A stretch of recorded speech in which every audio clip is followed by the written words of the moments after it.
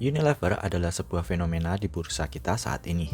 Melihat saham UNVR seperti melihat seorang raja yang sedang jatuh dari tahtanya selama bertahun-tahun.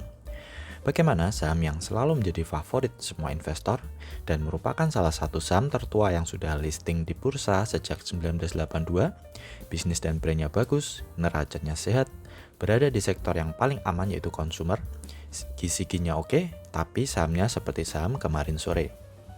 UNVR adalah saham andalan saya sejak mulai bikin channel investor receh. Saya sering membahas UNVR di channel ini. Pak Lo Keng Hong dan banyak investor yang lebih berpengalaman juga tidak ragu untuk menyebut Unilever sebagai saham yang berfundamental bagus. Inilah kenapa tidak ada investor yang tahu masa depan. Tidak perlu saling menyalahkan. Pentingnya diversifikasi adalah ketika UNVR turun, ada saham-saham lain yang perform, seperti saham-saham perbankan tahun ini. Saham-saham perbankan pun tidak ada yang menjamin 5 tahun atau 10 tahun lagi bakal seperti apa. Walaupun saya masih yakin Unilever bisa memperbaiki kinerjanya, tapi untuk saat ini saya bye-bye dulu. Saya mau lihat inovasi dan terobosan apa dari manajemen. Kantor baru Unilever yang super keren di BSD beberapa tahun yang lalu merupakan ikon. Semua orang pasti punya mimpi kerja di sana. Jangan sampai gedung tersebut menjadi ikon kehancuran sebuah brand besar di Indonesia. Di video ini saya akan menjabarkan beberapa red flag saham Unilever. Karena menurut saya masalah Unilever cukup serius untuk diperhatikan. Analisa ini berdasarkan research dari Nielsen Capital yang cukup heboh belakangan ini, di mana mereka menyarankan Unilever untuk go private saja. Anyway, saya sangat mengapresiasi effort Nielsen Capital yang telah membuat research yang begitu komprehensif. Investor retail Indonesia sangat membutuhkan asupan informasi seperti ini, apalagi gratis. Semoga lebih sering bikin research seperti ini di saham-saham lainnya. Unilever baru saja melaporkan kinerja kuartal 4 2021. Ini mungkin menjadi salah satu kinerja mereka yang paling buruk. Revenue kuartal 4 2021 secara year on year mengalami penurunan minus 9,5% dari periode yang sama tahun 2020. Laba bersih turun minus 20%, net profit margin turun minus 11,7%, dan operating income juga turun minus 20,8%. Untuk kinerja full year 2021, semua juga mengalami penurunan. Padahal seharusnya kinerja 2021 lebih baik dari 2020, di mana terjadi pandemi dan lockdown. Total revenue sepanjang 2021 sebesar 39,55 triliun, turun minus 7,97%. Laba bersih juga turun minus 19,62% dari tahun sebelumnya. Net profit margin turun minus 12,66%. Sedangkan operating income juga turun minus 18,79%. Kalau dilihat berdasarkan historis, kinerja saat ini hampir sama dengan kinerja yang dihasilkan di 2015 yang lalu. Jadi UNVR seperti mengalami kemunduran 5 tahun.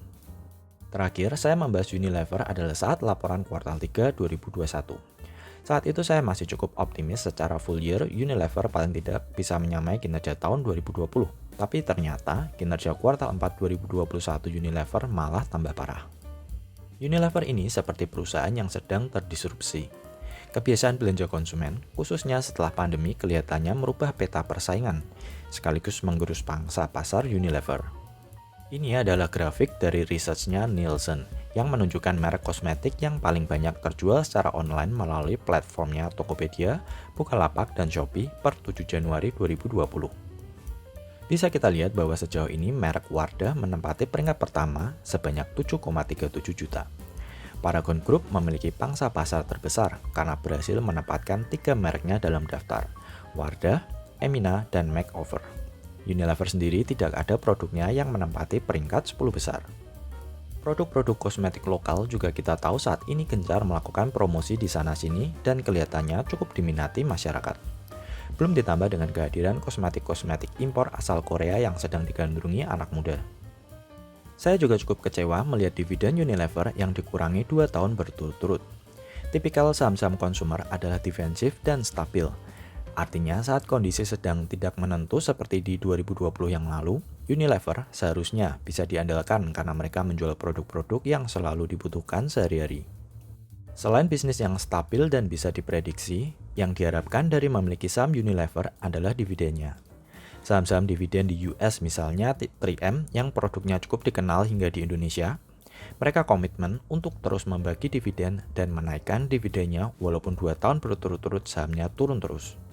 Contoh lain adalah Philip Morris, pemilik saham terbesarnya HMSP. Sejak 2017 hingga 2020, sahamnya terus menurun. Industri rokok di sana juga tertekan, yang berimbas kepada harga sahamnya. Walaupun begitu, Philip Morris terus membagi dan menaikkan dividennya hingga sekarang. Induk usaha dari Unilever Indonesia, yaitu Unilever PLC yang berpusat di US juga sama. Walaupun sahamnya juga tidak kemana-mana sejak 2017 hingga video ini dibuat, mereka masih terus membagi dan menaikkan dividennya. Unilever Indonesia beda cerita. Dividen mereka justru mengalami penurunan di 2020 dan di 2021. Dividen tahun 2019 sebesar Rp241, tahun 2020 dikurangi menjadi Rp194, dan di 2021 dikurangi kembali menjadi Rp166. Manajemen yang baik khususnya untuk perusahaan sebesar Unilever seharusnya bisa mengalokasikan laba untuk emergency fund agar di kondisi-kondisi yang tidak terduga seperti di 2020, perusahaan masih mampu untuk bertahan. Bagi saya, tujuan utama hold saham UNVR adalah karena passive income dari dividennya. UNVR saat ini sudah susah mengharapkan kenaikan dari capital gain-nya karena ukuran market cap-nya yang sudah besar dan pertumbuhan pasar yang sudah terbatas. Jika sekarang sahamnya turun dan dividennya juga turun, apalagi yang bisa diharapkan untuk hold saham UNVR? Setidaknya untuk sekarang, di saat Unilever sudah tidak memiliki prospek kenaikan capital gain yang kencang, seharusnya dividen yang stabil naik setiap tahun bisa menjadi nilai tambah UNVR kepada para pemegang sahamnya. Masalah berikutnya yang saya baca dari risetnya Nielsen Capital adalah dari kenaikan biaya promosi atau iklan yang ternyata tidak berkorelasi positif terhadap penjualan. Ini adalah tabel persentase perbandingan biaya iklan dengan penjualan bersih. Bisa kita lihat bahwa antara biaya iklan dan penjualan bersih terlihat tidak ada korelasi yang positif. Lebih lanjut, menurut Nielsen, biaya terbesar kedua setelah bahan baku adalah iklan, di mana sejak beberapa dekade ke belakang, jumlahnya hampir setengah dari laba bersih tahun 2021. Per 2020, biaya pemasaran dan penjualan Unilever Indonesia bahkan melebihi biaya yang dikeluarkan oleh perusahaan induknya di Unilever PLC. Di sini masalahnya ada pada manajemen, di mana mereka kurang efektif dalam menganggarkan biaya ini.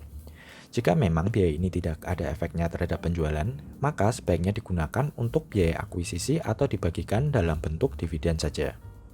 Masalah berikutnya adalah gaji. Berdasarkan grafik ini kita bisa menyimpulkan bahwa walaupun jumlah karyawan di Unilever setidaknya sejak 2016 jumlahnya selalu berkurang, kenaikan gaji tidak diimbangi oleh kinerja. Dari rentang 2016 hingga 2021, rata-rata kenaikan gaji meningkat 42%. Namun, revenue per employee hanya meningkat 23%. Lebih lanjut, untuk para key person atau para direksi di UNVR, dalam rentang 2016 hingga 2021, rata-rata gaji meningkat 77%, tapi revenue per key person-nya hanya naik 7%. Menurut Nielsen, budaya pemilihan direksi lebih cenderung berdasarkan pemilihan internal atau secara orang dalam. Ini bisa berdampak buruk karena talenta-talenta fresh di luar circle Unilever akhirnya lebih memilih untuk bekerja di tempat lain. Padahal mungkin orang-orang baru ini bisa memberikan strategi yang fresh bagi Unilever. Ini memang tugas yang cukup berat bagi Ira Noviarty selaku Presiden Direktur Unilever Indonesia. Beliau sudah bersama Unilever Indonesia sejak 1995 dan jabatan sebelumnya adalah Direktur di bagian Beauty and Personal Care. Ira Noviarty menggantikan kepemimpinan yang sebelumnya dijabat oleh Heman Bakshi. Beliau dipilih berdasarkan RUPSLB di November 2020. Home and Personal Care adalah segmen terbesar dari penjualan UNVR.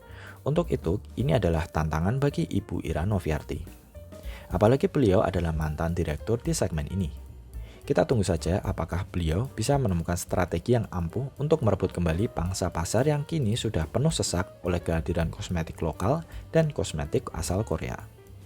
Anyway, jika teman-teman perhatikan, 2 tahun belakangan ini sektor konsumer memang sedang tidak bagus. Kompetitor Unilever seperti MYOR, ICBP hingga Cleo pun sahamnya sama-sama tidak perform walaupun secara penurunan tidak sedalam Unilever.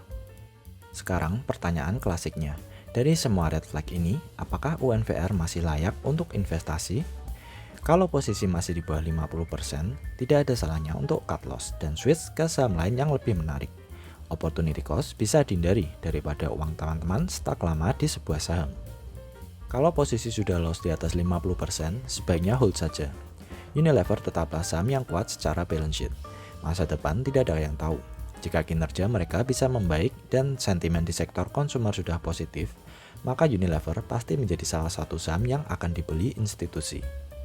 Kalau teman-teman belum memiliki UNVR tapi tertarik untuk membeli, sebaiknya tunggu hingga secara teknikal harga berhasil break level 5.400. Level ini adalah titik tertinggi candle bulan Oktober kemarin.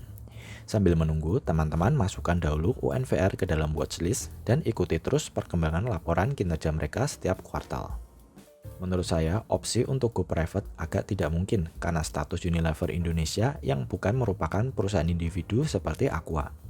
Worst case skenario, malah mereka bisa menutup bisnisnya di Indonesia dan mencari negara lain yang lebih menguntungkan.